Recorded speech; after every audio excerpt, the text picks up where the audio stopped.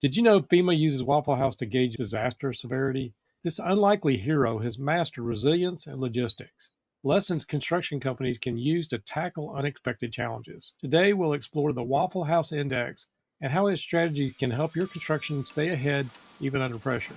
This is the Contractor Success Forum, where we share strategies for running a more profitable construction business. I'm Wade Carpenter with Carpenter Company CPAs, joined by Stephen Brown with McDaniel Whitley Bonding and Insurance. Stephen, what do you think construction companies can learn from Waffle House's ability to thrive during a crisis? First, Wade, I think this is a great topic. You brought this up based on a YouTube video that you saw. And I tell you, it's fantastic. What does it mean? What is the Waffle House Index? Can I talk about that a little bit first? Absolutely. I think they need some context here. Okay, so the Waffle House Index is an index that the Federal Emergency Management Association here in the United States uses to do their disaster planning. Whether a Waffle House is open or closed to depend on the severity of how quickly they need to respond to a storm. They're actually using business enterprise, a corporation, and their methodology to make decisions about emergency planning. And I think that's fantastic. It seems to work, Wade. So the Waffle Houses in the United States are all over the coastal areas. That's where they're located. They're located in the most hurricane, tornado, flood prone areas of the United States. And because they're located there, they've had to develop systems that are absolutely mind boggling to stay open, no matter what the situation is, no matter how bad it is. From actually completely losing a Waffle House to the ground by having extra Waffle Houses nearby, that planning ahead of time, to simply having all the supplies, all the food, help for their employees that may be affected by that storm in the area, and bringing in other employees from the storm. And I think the most fascinating thing to me too about this index is that Waffle House has an emergency center. They have an emergency playbook. They have a green light, yellow light, red light that FEMA follows that tracks Waffle House exactly. And Waffle House works with FEMA. Red light means that the Waffle House location is completely destroyed. The yellow one means it's been affected by the storm. And the green light means it's functional. And what degree of functionality that is all spelled out exactly in the playbook that is provided. Another thing that's so interesting about this Waffle House story, Wade, is that Waffle House is not franchised. They can act on behalf of all of their locations as a corporation. The two entities that FEMA and others thought were closest to Waffle House as far as their emergency planning were Starbucks and Dunkin' Donuts, I believe. The video said that they didn't even come close, that they're not even in the same remote league as Waffle House for emergency preparedness. So what I got from this situation, Wade, and I wanted you to touch on some also things about this, what Waffle House does that just blew your mind. They could help our contractors. But I think the most exciting thing to me is a corporation is performing better than the government. Nobody's surprised about that, but that it's the leader and it's light years different from any other corporation. Yeah, absolutely. And I found a fascinating story too. They basically created it back in 2004. The director of FEMA back then had noticed that even after major hurricanes, a lot of these Waffle Houses were up and running when nobody else was able to. And it's a pretty fascinating story to see how they have prepared for the storms and how they're able to recover so quickly. The video talks about Waffle House does not do any marketing, and their marketing is, hey, we're here 24 hours a day, 7 days a week. And so it was pretty fascinating. I thought there was a lot of parallels. Not that we in construction, we have to recover as quickly as that, but there's a lot of lessons here in logistics, as well as thinking about disaster planning for your own business. But I think there's a lot of things that we can learn from this. Want to dive in a little deeper? Sure. And another thing that is just so universally true is that old saying is people don't want to know how much you care. And in Waffle House, they understand the importance of hot coffee and a hot breakfast. When you're going through a nightmarish situation, your house is flooded, you're cold, you're scared, you can come to the Waffle House and join in your community, which Waffle Houses are community spaces. It's a business built on community, and they're going to make sure that you get what you need to keep going. And Waffle House doesn't advertise, it's word of mouth. And that's another interesting thing. So they are giving 1,000% to their mission, and that is to provide fresh, hot, consistent breakfast in the best possible environment That's my guess is what their business model is based on. Yeah, I'd like to maybe dive into some of the specifics of how they do that. And they've got all these backup plans from if the power goes out, they can still, they said stuff like they would pre-grind enough coffee. As long as they've got natural gas, they could boil water on the stove. They have backup water bottles. The detailed playbooks that they talked about, the playbooks that they had in place, the step-by-step preparation before and what to do after. The playbook is actually a physical handbook that each store has. Doesn't depend on a computer to pull it up and go over the playbook. The management and staff goes over the playbook on a regular basis. It's written out exactly what to do. This is what you are able to cook and sell to customers in certain situations. You can take cash for every transaction. You may not be dependent on computers or the internet.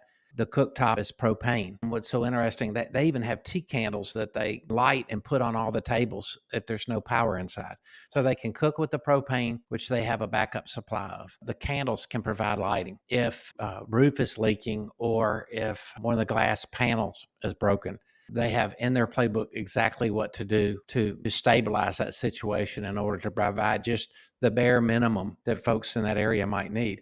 And another thing, Wade, is in that playbook, it just spells out, they know exactly what Waffle Houses are not going to be prone to a disaster that's coming. They know. They know how close they are, and they've already communicated to those other stores, we may need you to be on standby, who's available. And immediately, everything from the employees to the backup help and contractors that are needed to get their stores up and go, this is all in the playbook. Every single question that you have as an employee of what to do in a disaster situation is spelled out in that playbook.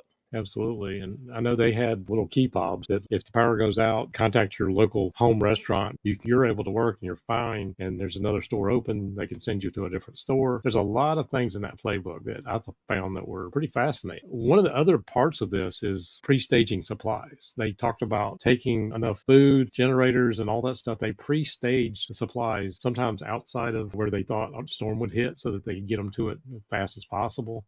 They did things like they would order extra food and have a week's worth of food on site if they could. And the whole thing was pretty interesting to me to say, if you don't have electricity, you can still do this and that. Like you said, you don't have a cash register, then you can still take cash. But let's go down the pre-staging supplies. What are your thoughts on that and any parallels? I know we probably need to come back to the construction, but no, there's huge parallels to construction. And Wade, this is what I do for a living. It's risk management. It's insurance. Bonding's a part of it, but insurance is just mitigating risk. So when you have a risk, we are always taught there's different ways to mitigate that risk. There's to avoid it altogether if you can. There's to transfer that risk contractually. And there's to separate those risks like Waffle House does by having different locations in the nearby vicinity. And the supplies, the backup, we learned that in COVID when there was a supply chain backup. Contractors were able to work through COVID. It was a necessary industry. Yeah, folks that needed parts and supplies for wastewater treatment plants, for utility, underground utility work, sewer, water lines, everything involved to keep vital infrastructure work going was becoming a nightmare, especially the smaller parts. Our dependence on overseas distribution to get those parts and how our ports were just bottlenecked over COVID, that there was just ship upon container ship after container ship just waiting outside to land at a port. These are huge lessons that we've learned and we made it through it. I think the most important thing that I get out of this supply chain logistics is that now we're not talking about if this is going to happen, it's when it's going to happen again. And what are we going to do about it? What I like is the playbook is for every single employee. This is what you do. In a large corporate environment, you might be intimidated of making a decision that might get you in trouble or might hurt the project. Yet you've got a playbook that's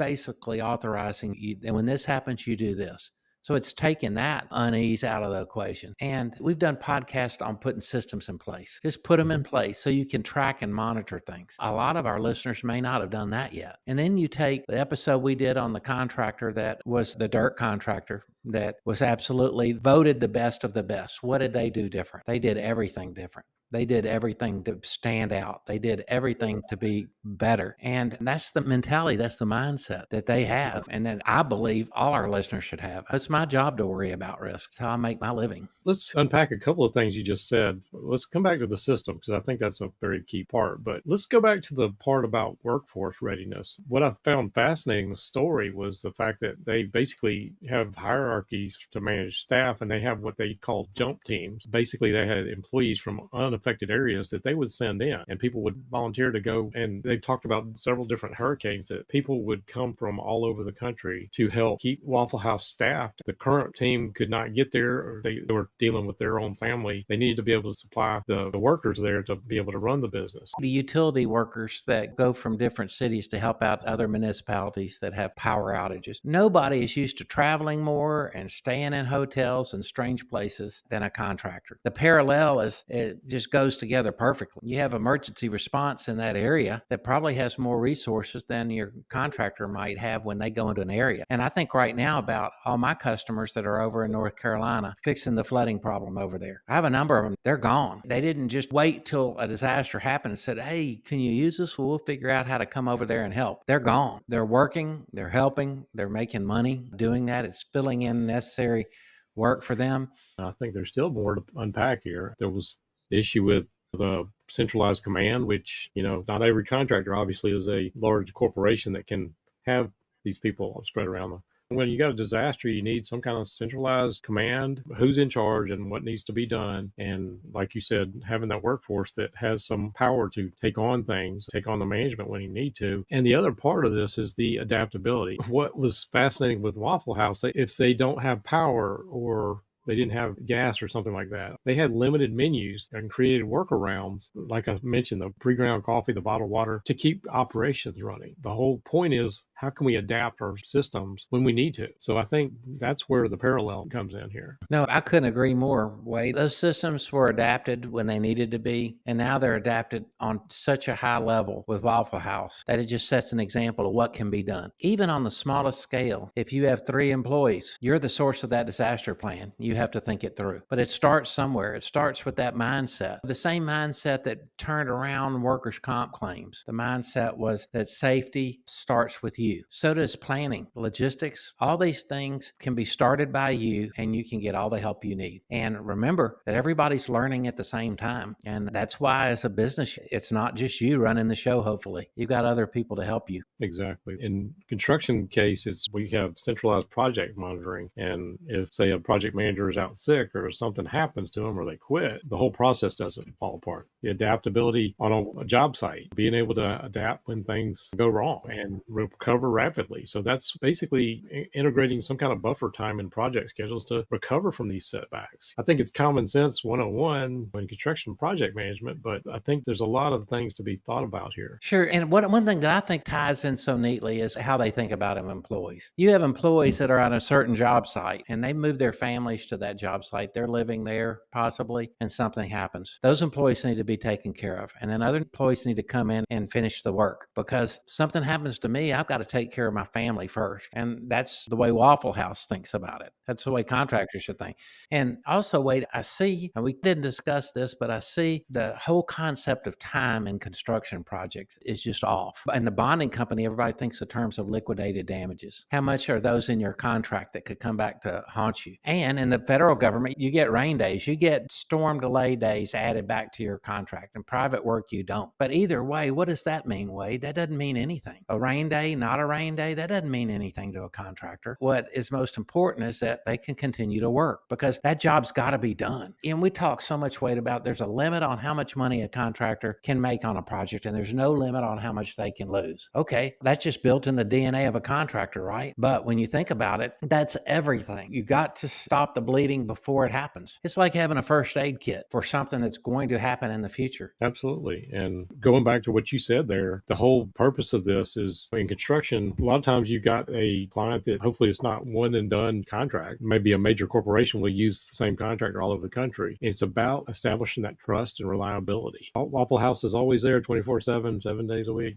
365 days a year. It's about the consistency in operations that builds that loyalty and trust. Yeah, exactly right. Your customers are going to demand this from you as a contractor. If you don't provide it, you'll be getting worse customers. You'll be getting less consistency. The best clients, the best backup sources for work, industrial plants, for example, you do side work for them. You have to have your playbook ready to roll just for them. That's all they care about. Right. Your clients, your customers, of your construction company, they value a company that can anticipate challenges and deliver results for them. I think there's a lot of takeaways we can take from this whole episode. I think we already have, just to get people started thinking about it. I hope our listeners listen to this podcast and maybe look up the Waffle House Index video to see what we're talking about on YouTube and start thinking about it. On that one particular video, it blew people away. I noticed there were 1,400 different comments that people made about the Waffle House Index, the Waffle House system of emergency preparedness, the Waffle House system of staying in business. And I think we could probably link to that in the show notes if you're trying to find it. The takeaways for me, I know construction is not the same thing as running a restaurant, obviously, but how can a construction company apply these principles to improving their project management, their customer satisfaction? I think there's a lot of lessons here. And I think if nothing else, hopefully we made you think about what you're doing in your business and how you might take some of these lessons and apply it to your own business. Okay. If any of our listeners have any thoughts or feedback on today's discussion, we're always happy to answer questions, hear your thoughts on topics you'd like us to cover. Drop them in the comments below. Thanks for listening. If you enjoyed this episode, please share and subscribe. Follow us every week as we post a new episode, and we will look forward to seeing you on the next show.